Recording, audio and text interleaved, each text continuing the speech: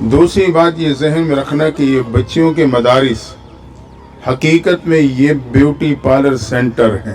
حضرت نظام الدین اولیاء رحمۃ اللہ تعالی علیہ نام سے آپ سب واقف ہوں گے، وقت کی ولایت کے منصب پہ فائز، ایک دن ماں کی خدمت میں آئے۔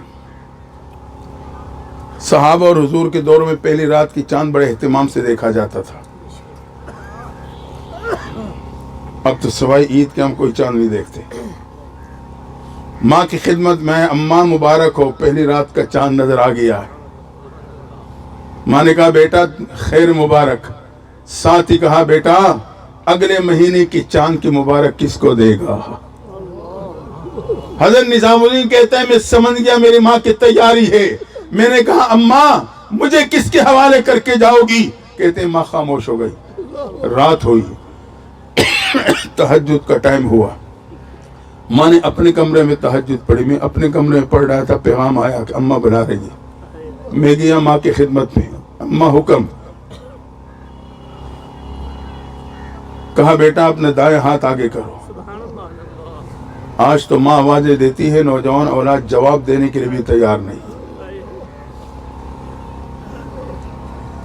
بیٹا دائیں ہاتھ دو، دائیں ہاتھ آگے کیا، ماں نے اپنے ہاتھ میں پکڑا۔ حضرت نظام الدین اولیاء کہتے ہیں میری ماں نے چہرہ اوپر کی طرف اٹھایا اور کہا اللہ اپنے بیٹے کو تیرے حوالے کر کے جا رہی ہوں۔ یہ کہا ماں نے کلمہ پڑھا، دنیا سے چلی گئی۔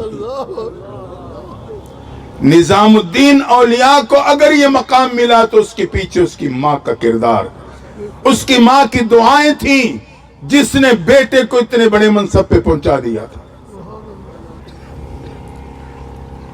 من عمل صالحا من ذکر او انثى وهو مؤمن فلنحيينه حياة طيبة سبحان ربك رب العزة عما يصفون وسلام على المرسلين والحمد لله رب العالمين۔ درود شریف۔ اللهم صل على سيدنا ومولانا محمد وعلى آل سيدنا ومولانا محمد وبارك وسلم وصل عليه۔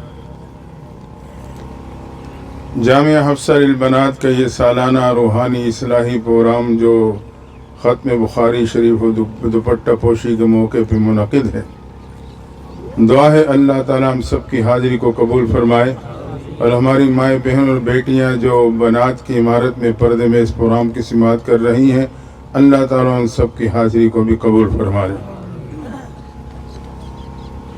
میں موقع کی مناسبت سے کچھ باتیں آپ کے سامنے عرض کروں گا۔ پہلے تو میں مبارکباد دیتا ہوں ان بچیوں کو جنہوں نے قرآن یا اپنے علم کا سفر مکمل کرتے ہوئے بخاری شریف کا آخری درس سبق پڑھا۔ اللہ تعالیٰ انہیں اس علم کی برکات سے مالا مال فرما دے۔ دوسری بات یہ ذہن میں رکھنا کہ یہ بچیوں کے مدارس حقیقت میں یہ بیوٹی پارلر سینٹر ہیں۔ آج عمومی طور پہ خوشی کے موقع پہ ہم بچیوں کو بیوٹی پارلر سینٹر میں بھیج دیتے ہیں، وہاں ایک خاتون اپنے ہنر کے مطابق اس کے چہرے پہ مختلف رنگ چڑھاتی ہے، مقصد یہ ہوتا ہے کہ اس کا حسن دوبالا ہو جائے، خاون کے سامنے جائے تو پہلی نظر میں اس کی محبوب بن جائے۔ یاد رکھنا وہ حسن پسینہ نکلنے سے زائل ہو جاتا ہے، پانی پڑنے سے زائل ہو جاتا ہے، ورنہ اپنے وقت میں موت آتی ہے تو اس حسن کو چھین کے چلی جاتی ہے۔ حقیقت میں بیوٹی پارلر سینٹر یہ دینی اور یہ بچیوں کے قرآنی اور علمی مدارس ہیں، جہاں انہیں قرآن کے رنگ میں رنگا جاتا ہے، حدیث کے رنگ میں رنگا جاتا ہے، دین کے زیور سے آراستہ کیا جاتا ہے۔ یہ حسن وہ حسن ہے، نہ پسینے سے ظاہر ہوتا ہے نہ پانی سے ظاہر ہوتا ہے، اگر موت بھی پنجہ گاڑ لے اس حسن کو چھین نہیں سکتی ہے۔ یہی وجہ ہے کہ ایک عالم اور عالمہ، ایک حافظ اور حافظہ قبر میں اترنے کے بعد بھی یہ عالمہ اور حافظہ ہے، یہ منصب قائم ہے، یہ حسن برقرار ہے، موت بھی اس حسن کو جدا نہیں کر سکتی۔ یہ حشر میں بھی عالمہ رہے گی اور جنت میں جانے کے بعد بھی عالمہ رہے گی۔ خوش قسمت ہے وہ ماں باپ جن کے بچیوں نے جامعہ حفصہ للبنات میں علم مکمل کیا، قرآن مکمل کیا۔ یقیناً ان کے لیے بہت بڑی سعادت مندی ہے، جتنا شکر ادا کرے اتنا ہی کم ہے، اس لیے ہمیں مدارس اور اہل مدارس کا احسان مند رہنا چاہیے۔ اگلی بات یہ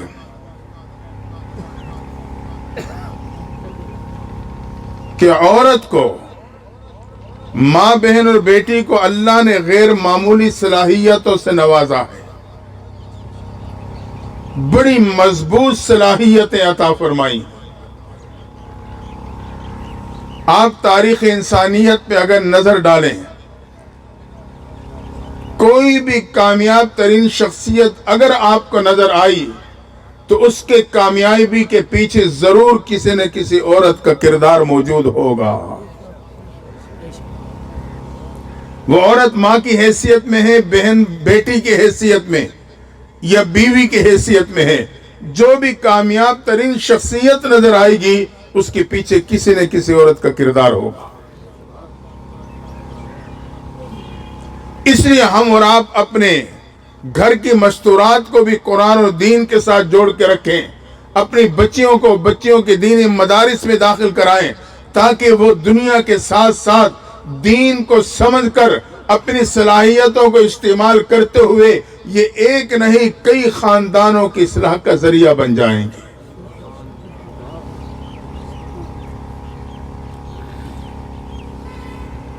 پیغمبر علیہ السلام جب پہلی مرتبہ تجارت کے غرض سے ملک شام روانہ ہوئے، اس سفر کی برکت سے آپ کے تجارتی اصول، آپ کے اخلاق، آپ کا کردار لوگوں کے سامنے اجاگر ہو کے سامنے آیا، تو اس کے پیچھے میرے اور آپ کی ماں حضرت خدیجہ الکبریٰ کا کردار تھا کہ انہوں نے تجارت کے غرض سے اپنا سارا مال آپ کے قدموں پہ ڈھیر کر دیا تھا۔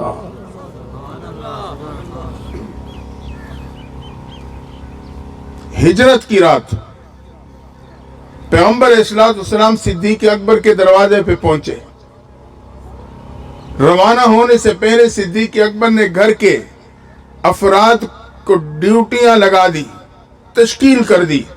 بیوی سے کہا تو انہیں کھانا بنانا ہوگا، بیٹی اسما سے کہا تو انہیں کھانا پہنچانا ہوگا، بیٹے عبد الرحمن سے کہا علاقے کی خبریں لانی ہوں گی، غلام فہیرے سے کہا بکریوں کو دودھ پہنچانا ہوگا۔ ہر ایک کی ڈیوٹی لگائے، خود محبوب کی خدمت میں روانہ ہو گئے۔ مختصر یہ کہ غار ثور پہنچے۔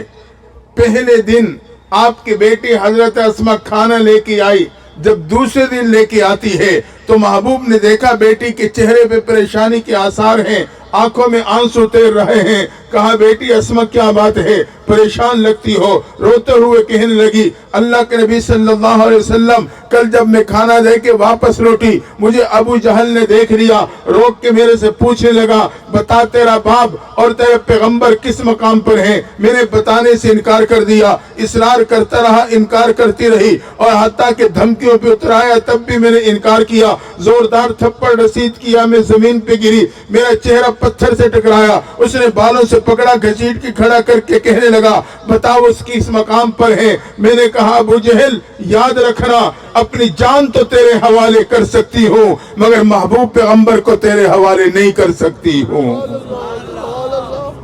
جب یہ سنا تو محبوب پیغمبر نے بیٹی کے ساتھ کھڑے اس کے والد صدیق اکبر کے چہرے کو دیکھا، دیکھ کے کہنے لگے ابو بکر دنیا میں ہر صحابی کے احسان کا بدلہ دے چکا ہوں، مگر تیرے احسانات کا بدلہ کل قیامت کے دن اللہ خود اپنے خزانوں سے عطا فرمائیں گے۔ یہ مقام اگر ابو بکر کو ملا ہے تو اس کے پیچھے اس کی بیٹی حضرت اسما کا کردار ہے۔ اللہ نے میری ماں بہن اور بیٹی کو ایسی صلاحیتیں دی ہیں، خوش قسمت ہیں وہ بچیاں جنہوں نے اپنی صلاحیتوں کو دین پہ استعمال کیا ہے، علم اور قرآن پہ استعمال کیا ہے، اور آج اللہ نے انہیں اس دولت سے مالا مال کر دیا ہے۔ پیغمبر علیہ السلام صفا پہاڑی پہ دار ارقم مدرسے میں تشریف فرما ہے۔ تقریباً 37 کی تعداد میں طلباء اس مدرسے میں داخلہ لے کے صحابیت کا مقام پا چکے تھے کہ 38ویں درجے میں اللہ نے حضرت امیر حمزہ کو اس مدرسے کا طالب علم بنا دیا۔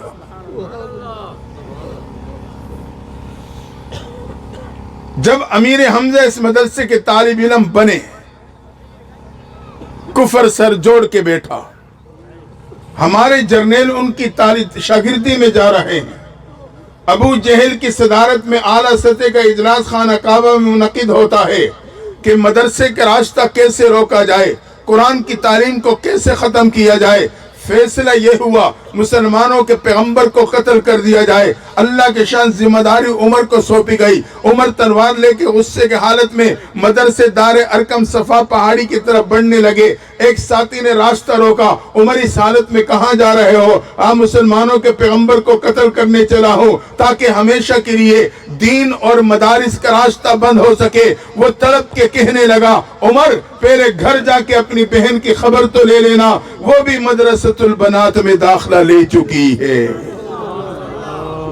جب عمر نے سنا کہ جس چیز کو ختم کرنے چلا تھا وہ پہلے ہی میرے دہلیز پہ پہنچ چکی ہے, اور غصے میں آ کے بڑھتے ہوئے قدموں کو پلٹا, اپنی بہن فاطمہ بن خطاب کے دروازے پہ پہنچے. گھر میں بہن اور بہنوئی استاد سے قرآن پڑھ رہے تھے کہ دروازے پہ دستک ہوئی. بہن دستک کے انداز سے سمجھ گئی بھائی عمر آ گیا. استاد کو کمرے میں بھیجا. میں میاں بیوی دروازے کی طرف بڑھے. دروازہ کھولا. عمر نے غصے کے حالت میں دیکھا. پوچھا کیا کر رہے تھے؟ دونوں نے بیک آواز کہا کہ قرآن پڑھ رہے تھے. عمر نے ایک زوردار تھپڑ بہنوئی کی طرف بڑھانا چاہا. فاطمہ بن خطاب آگے بڑھی خاوند کو بچاتے ہوئے. عمر کا تماچا تھپڑ اپنے چہرے پہ برداشت کیا. عمر کا تھپڑ تھا جب بہن کے چہرے سے ٹکرایا. بہن زمین پہ گرتی ہے, چہرہ فرش سے ٹکراتا ہے, لیکن ہمت کر کے اٹھ کے آگے بڑھ کے کہنے لگی, عمر یاد رکھنا جس خطاب کا خون تیرے جسم میں ہے اسی خطاب کا خون میرے جسم میں ہے. جس ماں کا دودھ تو نے پیا اسی ماں کا دودھ میں نے پیا ہے. تو میرے جسم سے جان تو نکال سکتا ہے مگر قرآن کی محبت نہیں نکال سکتا ہے. جب ماں کا ذکر آیا تو عمر کا دل پسیج گیا. کہا اچھا بہن مجھے بھی تو سناؤ کیا پڑھ رہی تھی. بہن نے قرآن سنانے کے آداب بتلائے. بھائی پاکی حاصل کرنے چلے گئے. استاد کمرے سے باہر آ گئے. اب بہن اور بہنوئی کے ساتھ بھائی عمر بھی سبق میں شامل. سبق سورہ طٰہٰ کی ایک آیت پہ رکا ہے. استاد وہیں سے آغاز کرتا ہے, اننی انا اللہ لا الہ الا انا فاعبدنی واقم الصلاۃ لذکری. اللہ اپنا تعارف کرا رہا ہے. عمر نے سنا تو اہل لسان تھے, بے اختیار زبان سے تعریفی جملے نکلے. یہ تو بہت ہی خوبصورت کلام ہے, مجھے بھی اپنے پیغمبر کے قدموں میں لے جاؤ. یہ سننا تھا. صحابی رسول تڑپ کے آگے بڑھے. عمر تجھے مبارک ہو, تیرے پہ ایک مدرسے کا دروازہ نہیں, قرآن کی درسگاہ کا دروازہ نہیں, حقیقت میں تیرے پہ ایمان کا دروازہ کھل چکا ہے. اگر ہم اور آپ اپنے بچے اور بچیوں پر مدارس کے دروازوں کو کھلا رکھیں گے, اللہ میری اور میرے نسلوں کے ایمان کی حفاظت فرما لے گا. عمر پہنچے دار ارقم مدرسے کے دروازے پر, دستک دی. گیٹ پہ کھڑے صحابی نے جھانک کے دیکھا, چہرے پہ پریشانی کے آثار آ گئے. امیر حمزہ نے وہاں سے دیکھ کے بھاپ لیا. اٹھے دروازے کے پاس کھڑے ساتھی کے پاس آئے. پوچھا من دق الباب, کون دروازے پہ دستک دے رہا ہے؟ کہا عمر ننگی تلوار ہاتھ میں پڑے مدرسے کے دروازے پہ دستک دے رہا ہے.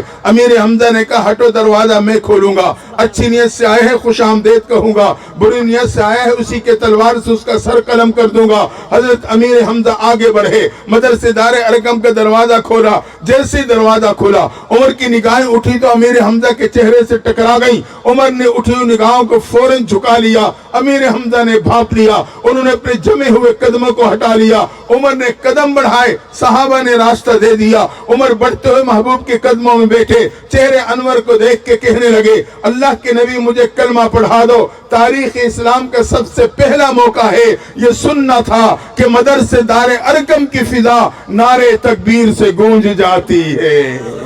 نعرہ تکبیر. صحابہ نے اللہ کی کبریائی کو بیان کر دیا, اللہ کی عظمت کو بیان کر دیا. عمر بھی ایمان کے دامن میں آ چکا ہے. مختصر یہ ایک وہ وقت آیا, یہی عمر مسلمانوں کے فوج کے سپہ سالار بنے. اللہ کی شان آئے 29ویں درجے میں تھے, لیکن قرآن اور دین کے تعلق محبوب کی محبت کے نتیجے میں اللہ نے آپ کو دوسرا درجہ عطا کر دیا. ایک موقع پہ آپ مسلمانوں کے لشکر کی سپہ سالاری کرتے ہوئے ایک وادی کے پاس سے گزر رہے ہیں کہ اچانک امیر المومنین کے قدم رکے، نگاہیں وادی میں اضطراب کی حالت میں گھومنے لگی، پورا لشکر کھڑا ہے۔ اتنا وقت گزرا، گرمی کی شدت کی وجہ سے لشکر بے قرار اور پریشان، ہمت نہیں آگے بڑھ کے رکنے کی وجہ پوچھی جا سکے۔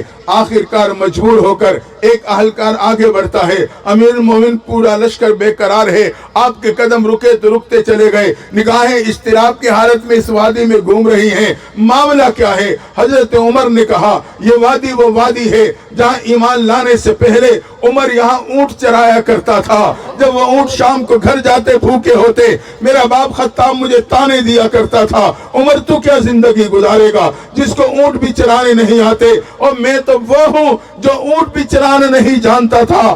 آج اس دین اور قرآن کی برکت سے اللہ نے مجھے سپہ سالار بنا دیا ہے۔ یہ مقام اگر حضرت عمر کو ملا، اس کے پیچھے ان کی بہن فاطمہ بن رہے، اس بہن کے کردار کے نتیجے میں اللہ نے عمر کو یہ مقام دیا۔ تو اللہ نے میری ماں، بہن اور بیٹی کو ایسی صلاحیتیں دی۔ جب مکہ فتح ہوا، محبوب پیغمبر گھوڑی پہ سوار ہیں، سر مبارک جھکا ہوا، خانہ کعبہ میں داخل ہوئے۔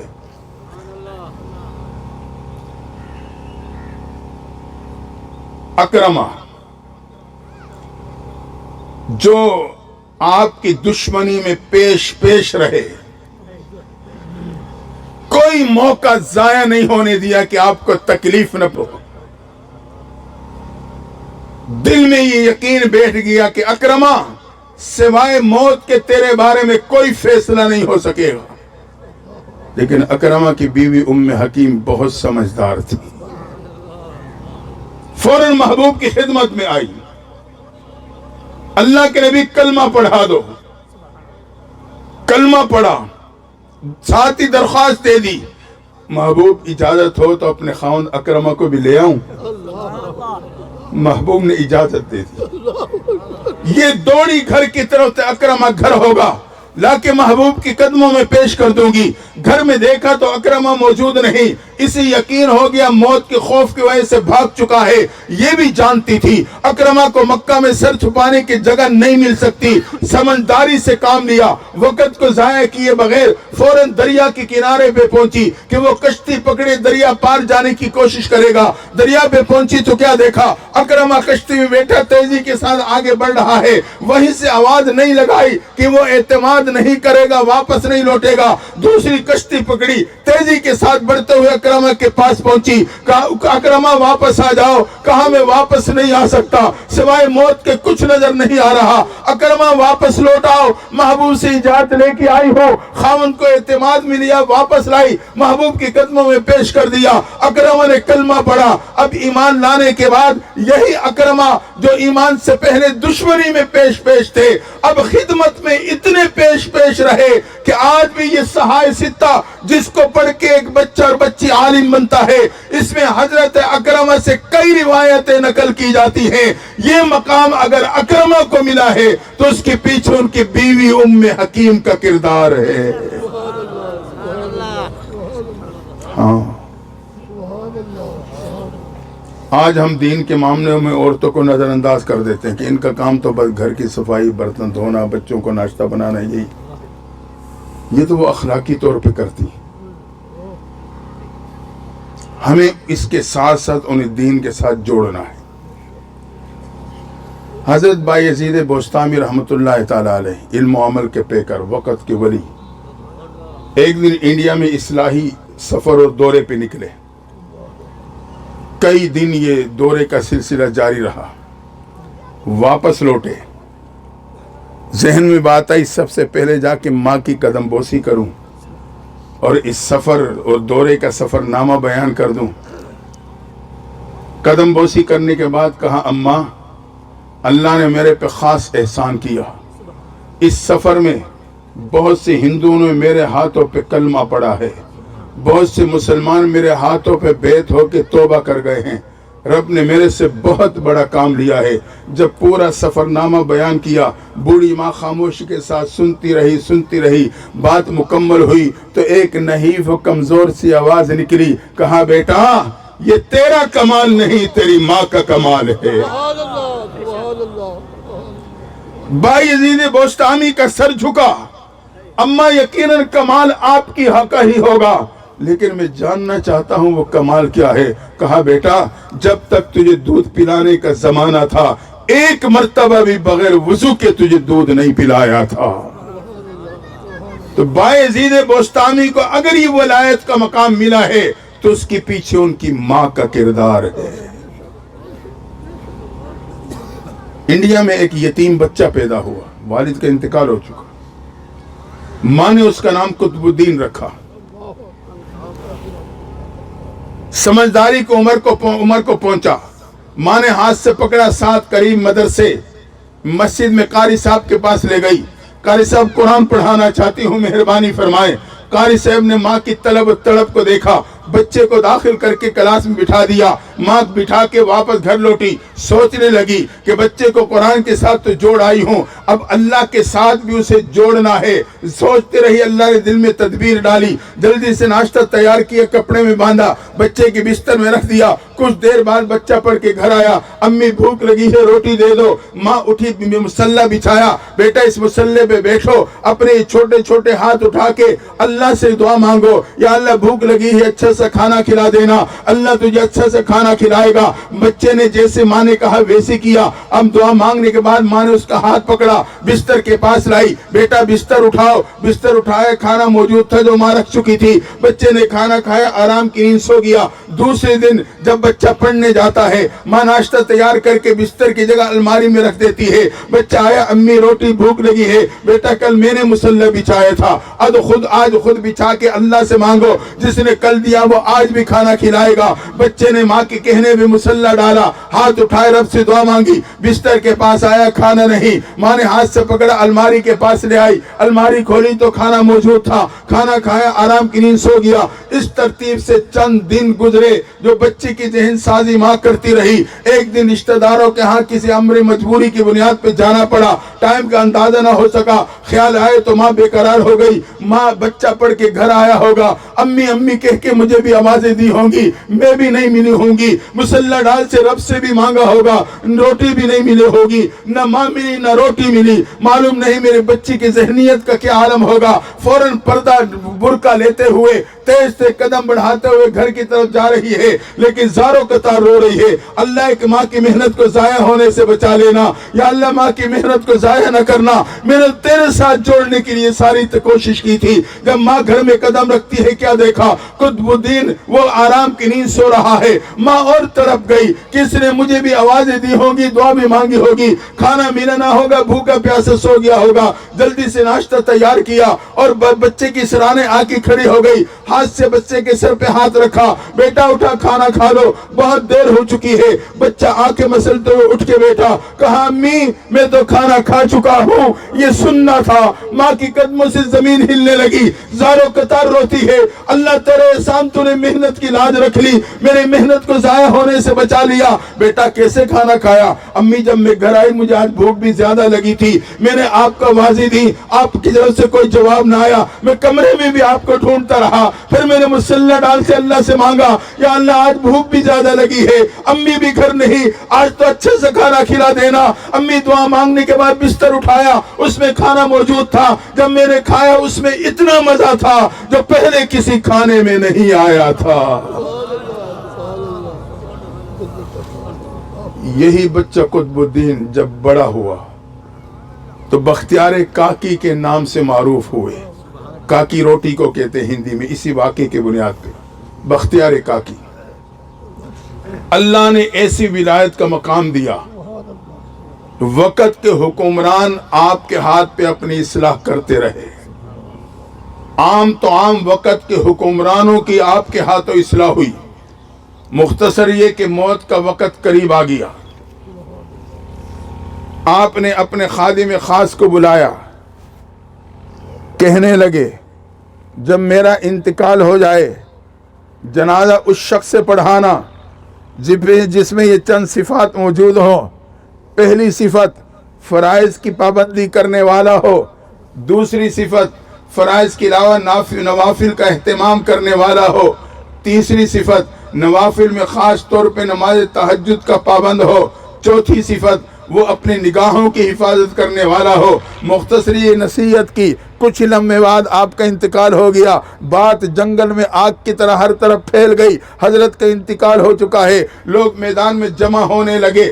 سر ہی سر نظر آ رہے ہیں. آپ کے جنازے کے انتظار میں ہیں.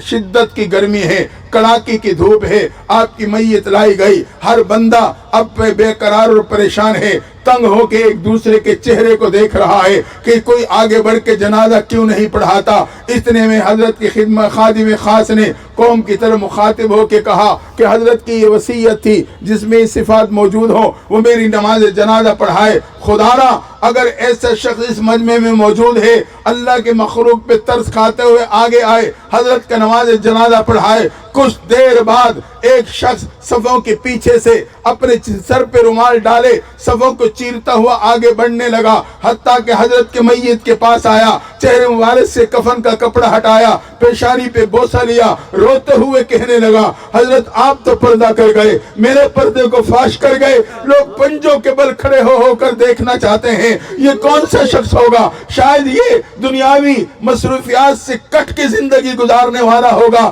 جس کی اتنی خوبصورت زندگی ہے. لیکن کچھ دیر بعد وہ قوم کی طرح چہرہ پھیر کے مخاطب ہو کے کہنے لگا میں اللہ کو حاضر ناظر جان کر کہتا ہوں میرے میں یہ تمام صفات موجود ہیں. اگر حضرت پردہ فاش نہ کرتے کبھی اظہار نہ کرتا, اللہ کے مخلوق کی تکلیف کا خوف نہ ہوتا کبھی اظہار نہ کرتا. یہ صفات میرے میں موجود. لوگوں نے اپنے آنکھوں سے دیکھا وہ وقت کا حکمران شمس الدین التمش تھا. اللہ نے حضرت سے پھر ایسا کام لیا. لیکن اگر دیکھا جائے قطب الدین بختیار کاکی کی جو یہ شخصیت بنی اس کے پیچھے اس کی ماں کا کردار ہے. یہ ماں کا کردار تھا کہ اللہ نے حضرت کو یہ مقام اور منصب پہ پہنچا دیا. حضرت نظام الدین اولیاء رحمت اللہ تعالی علیہ نام سے آپ سب واقف ہوں گے. وقت کی ولایت کے منصب پہ فائز. ایک دن ماں کی خدمت میں آئے. صحابہ اور حضور کے دور میں پہلی رات کی چاند بڑے اہتمام سے دیکھا جاتا تھا. اب تو سوائے عید کے ہم کوئی چاند نہیں دیکھتے. ماں کی خدمت میں اماں مبارک ہو, پہلی رات کا چاند نظر آ گیا. ماں نے کہا بیٹا خیر مبارک. ساتھ ہی کہا بیٹا اگلے مہینے کی چاند کی مبارک کس کو دے گا. حضرت نظام الدین کہتا ہے میں سمجھ گیا میری ماں کی تیاری ہے. میں نے کہا اماں مجھے کس کے حوالے کر کے جاؤ گی. کہتے ہیں ماں خاموش ہو گئی. رات ہوئی, تہجد کا ٹائم ہوا. ماں نے اپنے کمرے میں تہجد پڑھی. میں اپنے کمرے میں پڑھ رہا تھا, پیغام آیا کہ اماں بلا رہی ہے. میں گیا ماں کی خدمت میں. اماں حکم. کہا بیٹا اپنے دائیں ہاتھ آگے کرو. آج تو ماں آوازیں دیتی ہے, نوجوان اولاد جواب دینے کے لیے بھی تیار نہیں. بیٹا دائیں ہاتھ دو. دائیں ہاتھ آگے کیا. ماں نے اپنے ہاتھ میں پکڑا. حضرت نظام الدین اولیاء کہتے ہیں میری ماں نے چہرہ اوپر کی طرف اٹھایا اور کہا اللہ اپنے بیٹے کو تیرے حوالے کر کے جا رہی ہوں. یہ کہا ماں نے کلمہ پڑھا, دنیا سے چلی گئی.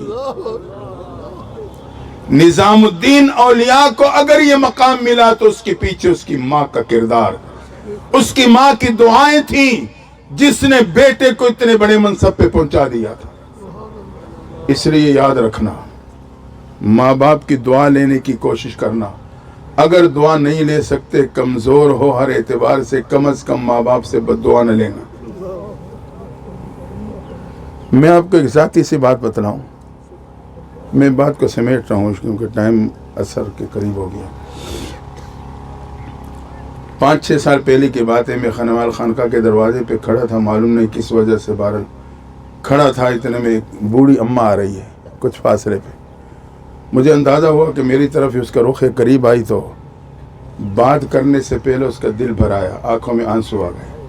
میں نے کہا اماں کیا بات ہے، کیوں پریشان ہو، کیا معاملہ ہے، بات تو بتاؤ۔ تھوڑا حوصلہ دیا تو ماں بوڑھی اماں روتے ہوئے کہنے لگی بیٹا میری نوجوان اولاد مجھے کتیا کہہ کے پکارتی ہے۔ بوڑھی اماں تھی، روکتی ٹوکتی ہوگی تو اولاد کہتی ہے بھونکتی رہتی ہے۔ تو یہ حالات ہیں، اس لیے اپنے اولاد کو جوڑ دیں مدارس اور مساجد کے ساتھ، جوڑ دیں ان علماء کے ساتھ، ورنہ ان حالات سے ہم اور آپ گزر رہے ہیں۔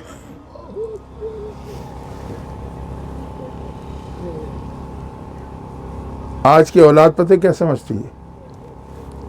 آج کی اولاد کہتی ہے کہ ماں باپ تو ہمیں بھول جاتے ہیں۔ یاد رکھنا، ماں باپ اپنی اولاد کو کبھی نہیں بھولتے، یہ اولاد کی اپنی بھول ہوتی ہے کہ ماں باپ مجھے بھول گئے۔ ایک ماں باپ کے ہاں بیٹا پیدا ہوا، اکلوتا بیٹا تھا، پڑھ لکھ گیا، باہنر بنا، باصلاحیت بنا، ماں باپ کی تمنا آرزوؤں کو قدموں کے نیچے رونتا ہوا من پسند کی شادی کر لی، کاغذات بنائے، ویزا لیا، بیوی کو ساتھ لے کے سعودیہ نکل گیا۔ ماں باپ کی خیر و خبر لینے والا پیچھے اور کوئی نہیں۔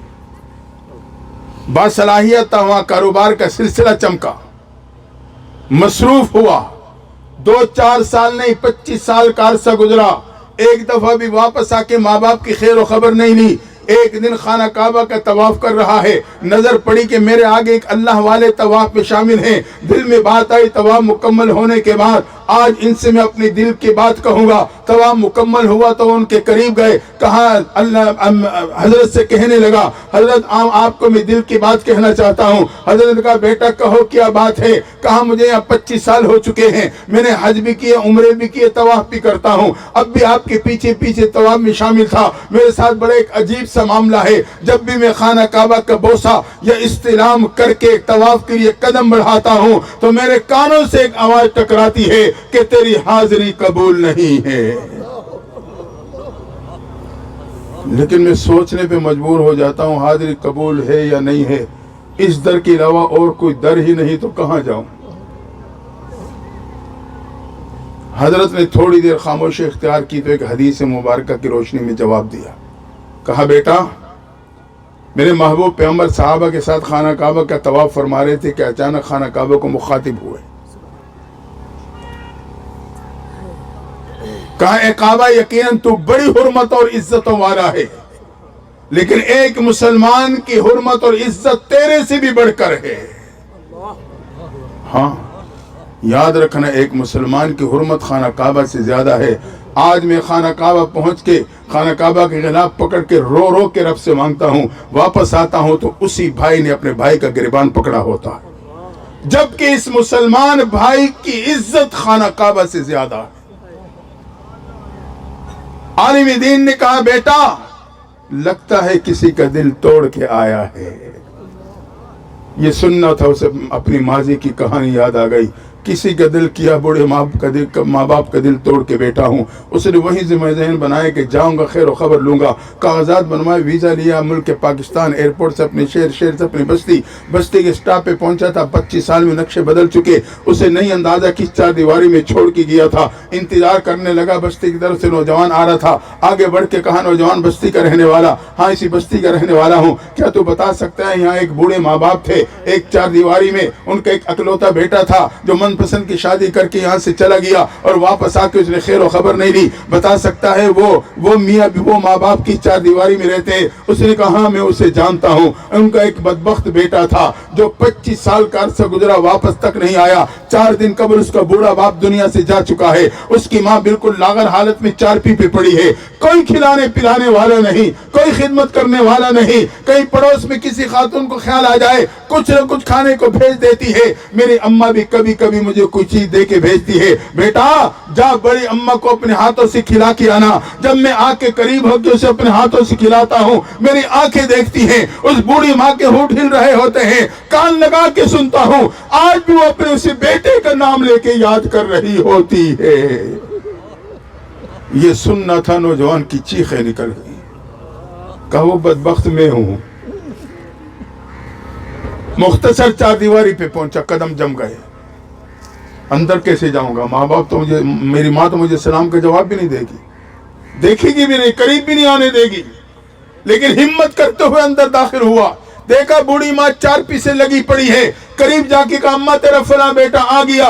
ये सुनना था, वो लागर जिस्म, उसमें एक जिंदगी की लहर दौड़ी। झटके से उठ के बैठा, एक नहीफ आवाज निकली, कहा बेटा तेरी जुदाई में रो रो के आंखों की बीनाई से महरूम हो चुकी हूँ। तुझे देख तो नहीं सकती लेकिन तुझे सुन रही हूँ। एक कप कपाता हुआ हाथ आगे बढ़ने लगा, बेटे को सर को करीब करके पेशानी में बोसा लिया। बोसा लेने के बाद वही जिस्म झटके से गिरा, हमेशा के लिए ठंडा हो गया। याद रखना, कायनात में दो हस्तियां हैं, भुलाने पे भी नहीं भुलाती। एक अल्लाह की हस्ती है, एक अम्मा की हस्ती। अल्लाह की हस्ती भुलाने पे भी नहीं भुलाती। हदीस कुदसी है, इन ज़करतनी ज़करतुक व इन नसैतनी ज़करतुक। मेरे बंदे याद करेगा याद करूंगा, भुला देगा तब भी तुझे याद करूंगा। या फिर माँ बाप की हस्ती है जो भुलाने पे नहीं भुला सकती। इसलिए माँ बाप से दुआएं ले। मेरे ख्याल में टाइम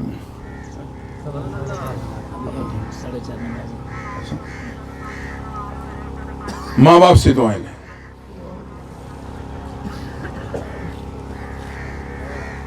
मूसा अलैहिस्सलातु वस्सलाम एक दिन अल्लाह से दुआ मांगी, या अल्लाह उस शख्स से मेरी मुलाकात करा दे जो जन्नत में मेरा साथी होगा। मूसा अलैहिस्सलाम की बात में बड़ी अजीब थी। अल्लाह तो कादिर है, मुख्तार कुल है, आलिमुल गैब है, रब को तो सब कुछ पता। मूसा अलैहिस्सलाम फलां इलाके की फना बस्ती में चले जाना। उस बस्ती के एक छोटे से बाजार में एक नौजवान गोश्त का फट्टा लगाए बैठा, वो आपकी जन्नत का साथी। मूसा अलैहिस्सलाम ने खुशी खुशी ज़ात राह बंदा चल पड़े, दुनिया में जन्नत के साथी का दीदार करना। इलाके से उस बस्ती में पहुंचे तो क्या देखा, चंद दुकानों पे मुश्तमिल एक छोटा सा बाजार। जायजा लिया, एक नौजवान गोश्त का फट्टा लगाए बैठा। आपको यकीन हो गया यही मेरे जन्नत का साथी। एक तरफ खड़े होके ये देखने लगे, जायजा लेने लगे कि मैं मालूम करूं इसका कौन सा अमल है जिसने इसको इतना बड़ा मकाम अता कर दिया।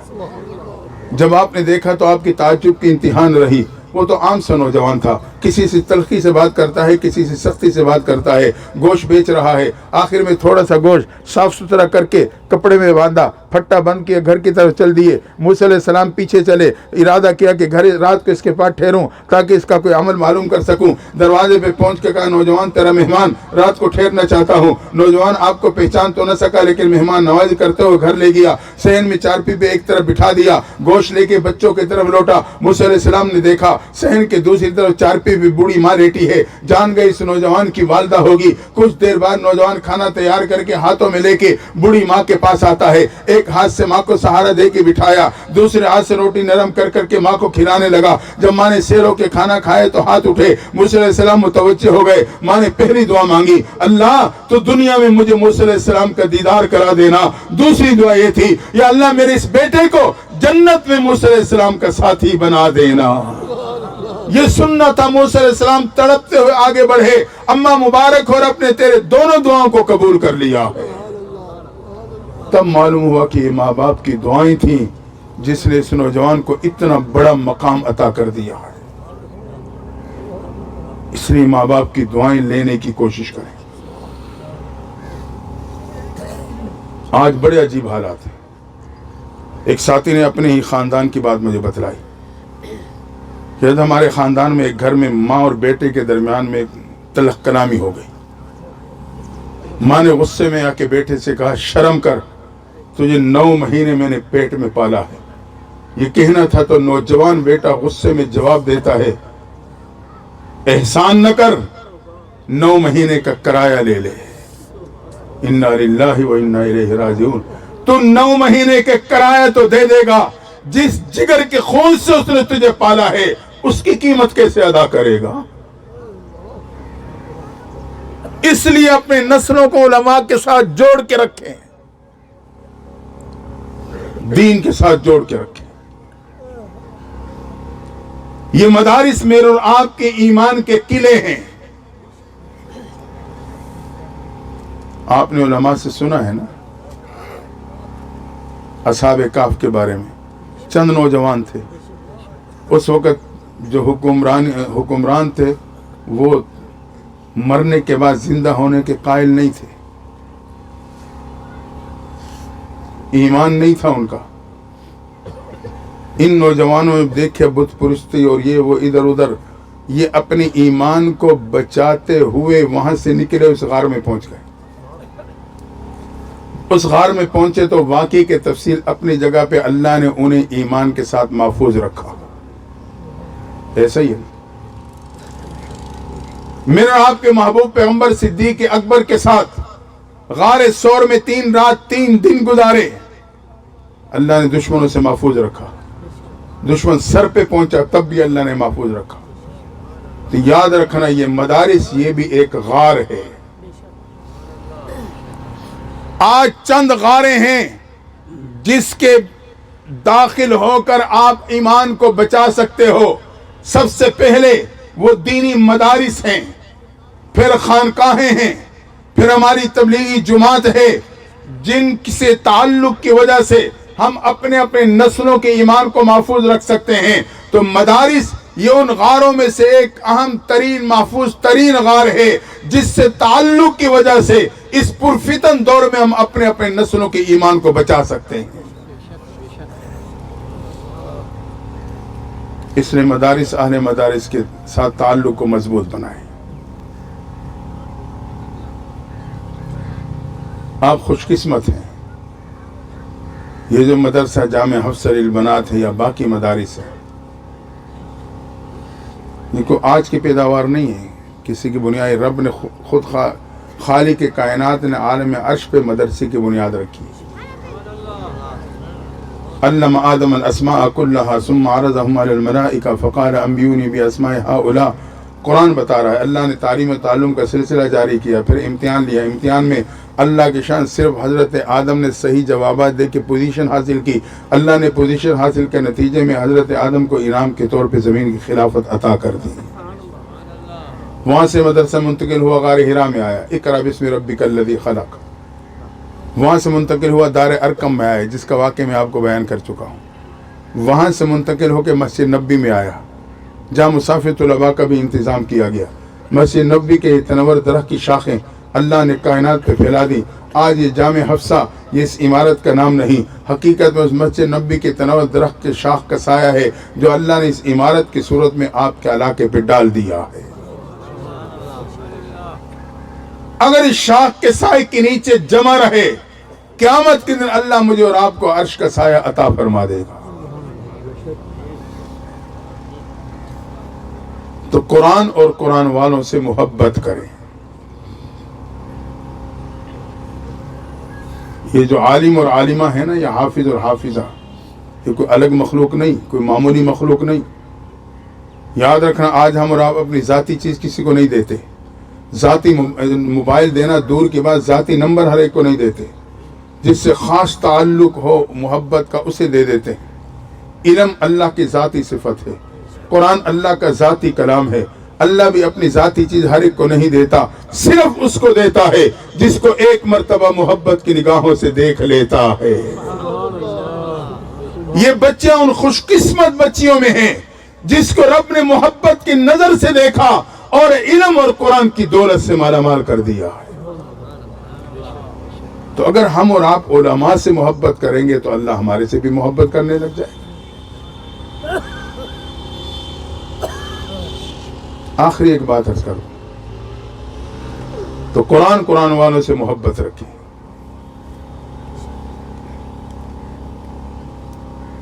تفصیل اپنی جگہ پہ, لیکن اتنے بار سے عرض کروں گا. اصل میں مسئلہ یہ ہے کہ آج تک ہم نے قرآن کی عظمت کو ہی نہیں جانا.